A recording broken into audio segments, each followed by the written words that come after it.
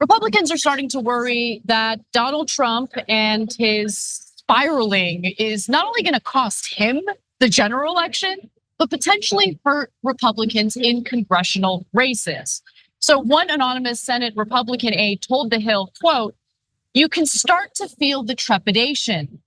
Like with Arizona, you get a sense in talking to folks that it's not going as well as we hoped. In Nevada, it's not going as well as we hoped." The source said there's a legitimate gripe that Trump is not as aggressive of a campaigner as he could be, referring to the amount of time that Trump is spending on the stump, reaching out to voters in key swing states. Hey, don't scroll away. Come back. Because before the video continues, we just want to urge you to lend your support to TYT. You power our honest reporting. You do it at tyt.com/team, and we love you for it. So here, the criticism is more about how Trump isn't focusing his efforts in areas where he needs to focus his efforts. And the issue isn't just with the amount of campaigning that Trump is doing. It's also with what Trump is saying during the campaigning that he does engage in. So Ron Bonjean, who is a GOP strategist and former Senate GOP leadership aide, stated the following: Trump is trying to get on message. Is he? Okay. Trump is trying to get on message. In the last couple of press conferences, he started to talk about her policies, meaning Kamala Harris's policies, but he just can't help getting the crowd responses by going after her personally. So guys, I want you to separate Trump's core base, right? The MAGA crowd who love him and they appreciate the red meat, versus the swing voters, the more moderate Republicans that he needs to appeal to in order to lock down the Electoral College. And increasingly, it appears that you have Republican operatives who feel that he is actually hurting his own cause and potentially hurting congressional races as well. He can't get away from it. It may get a great reaction from the crowd, meaning the attacks on Kamala Harris, the personal attacks. But it's doing nothing for the independent voters that are looking for the contrast. They know who Donald Trump is. They're trying to figure out who Kamala Harris is. Yeah. So that's an unusually bright Republican there. Okay. So the reason is he pinpointed the reason why Trump does it. Because it's so counterproductive. Why would you keep doing these personal attacks as you see your poll numbers slipping further and further down? They're not working. Usually Trump is pretty good about A/B testing. And I told you that this is how he started. I wrote about this in Justice is Coming. They actually did a lot of research into AM talk radio back in the day. And they tested pro-immigrant and anti-immigrant messages and realized, anti-immigrant works better. He doesn't care about anything.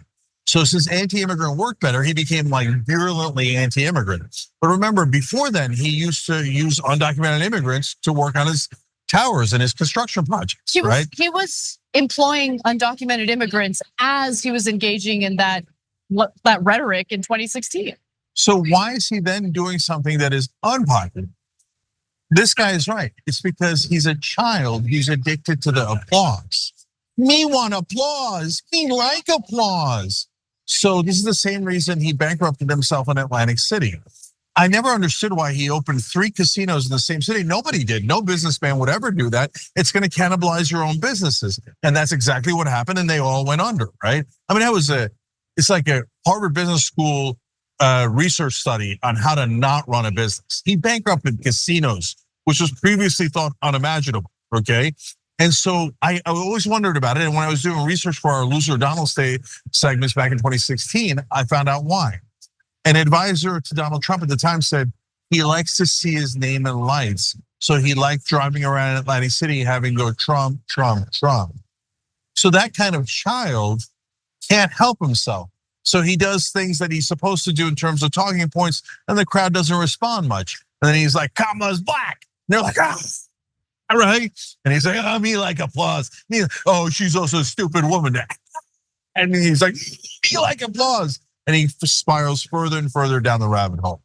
Yeah, I can't emphasize enough. And by the way, this is an issue I see on the left when it comes to certain issues that the left wants to accomplish, like let's say a ceasefire in Gaza, right? you want to be strategic in how you make those demands.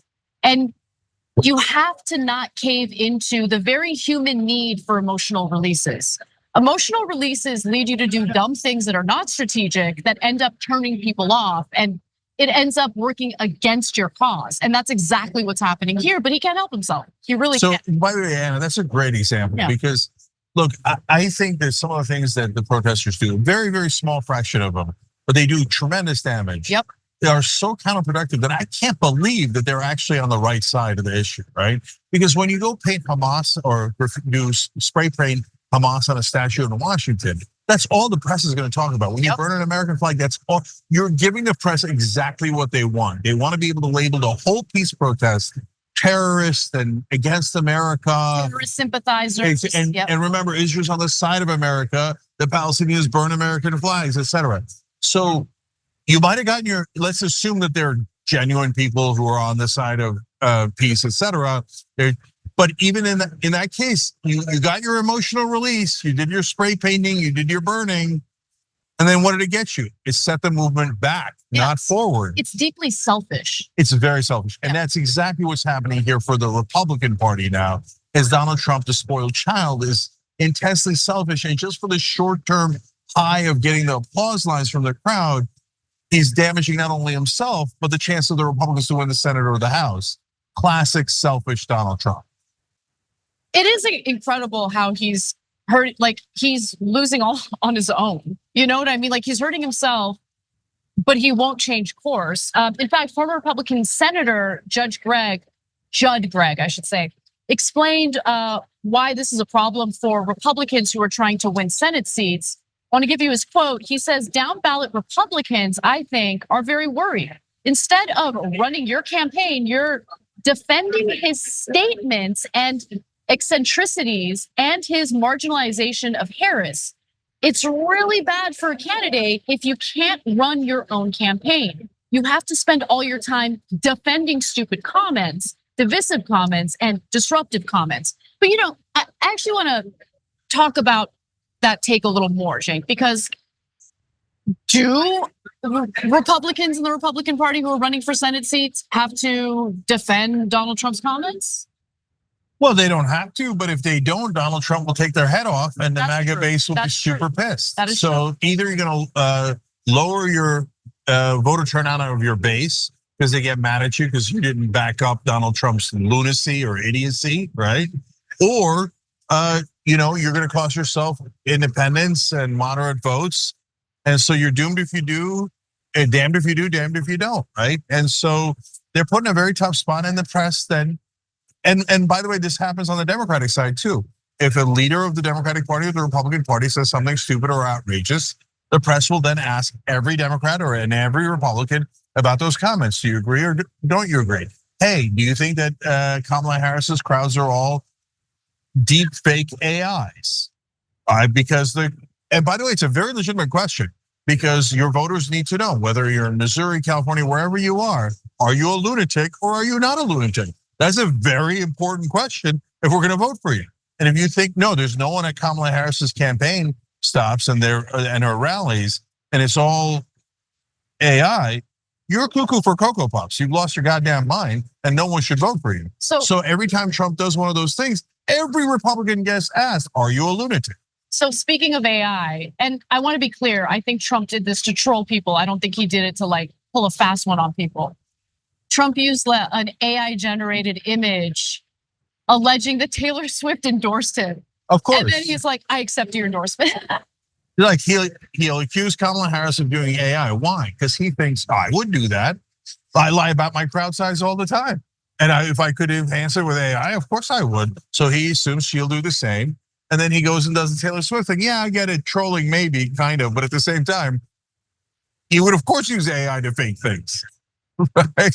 So I've noticed that the hardcore Trump supporters, the Charlie Kirks of the world, they have really soured on Lindsey Graham. Now, part of it has to do with the fact that Lindsey Graham is a war hawk who would never, sacrifice his life or the lives of his loved ones to, engage in the wars that he advocates for. But nonetheless, he's also been critical of Trump at times, including what you're about to hear. So let's take a look. President Trump can win this election. His policies are good for America, and if you have a policy debate for president, he wins. Donald Trump, the provocateur, the showman, may not win this election. So he's essentially saying like Trump needs to tone it down. And if you're a normal person, you don't see that as like a hardcore criticism to like get upset about. But remember, trying to tweak Trump even a little bit gets under his skin and under the skin of his hardcore supporters. So, but I think that Lindsey Graham is not right on the policies. You know, he's saying that Trump policies would be better for the country. That's not what I'm agreeing with him on. But I do think that Trump has a better chance of winning the election if he stops doing the ridiculous personal attacks against Kamala Harris.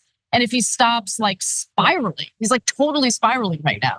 Yeah, 100%. So Lindsey Graham's a good bellwether for how Trump is doing, because once Trump starts slipping in the polls as he is today, Lindsey Graham will come out and criticize him and go, hey, this is not helping. Donald Trump needs to be more disciplined, etc. When Trump is up in the polls, Lindsey Graham will go on TV and go, I love Donald Trump. And where's his boots? Where's his boots? I want to lick his boots. So if he's not licking Donald Trump's boots, that means Donald Trump is losing. So, and by the way, to be fair to Lindsey Graham, he was quite honest about it. And one time he talked about like, well, I just want to influence the president. So I'm going to say nice things when he's, up and doing and has power, etc. And so, and that's why you'll see Lindsey Graham attach himself like a leech onto any popular politician. You remember back in the day it was John McCain. Yep. John McCain was the war hero, etc. And Lindsey Graham wants to start endless wars. So attached himself to John McCain and then threw him under the bus. And then threw him under the bus at one point. The same thing with Donald Trump, same with anyone, because that's what leeches do. So look, Charlie Kirk and us both agree on policy in terms of why we hate Lindsey Graham, which is he's a warmonger, etc. We also massively disagree on what causes that, right? So that was kind of a revealing moment when he said he doesn't have kids, so he doesn't have a stake in this country. That's why he likes war, right? No, that's not why he likes war. Yeah, he likes the donor money. That's why he likes war, right? And so it doesn't have anything to do with the fact that he might or might not be gay. So I know you're not supposed to say that out loud. Oh my God, I thought you meant Charlie Kirk. I'm like, I don't think Charlie Kirk. No, Lindsey Graham. Yeah. I mean, that's what Charlie Kirk was referring to. He didn't say it, to be fair, he didn't say it, okay? But I'm tired of everyone doing like the winking and the nodding around Lindsey Graham. Yes, everyone in Washington thinks he's gay. That doesn't mean he is, but that's what everybody thinks. And so, but that has nothing to do with any of this. Right. Right, he just wants the donor money. Thanks for watching the video, guys. We also love it if you hit the join button below, because that makes you a member, and members allow us to be independent, honest. We can be as progressive as we want, no corporate media influence, and that's all because of you guys. We love doing the show with our members. Hit the join button, become one of the Young Turks.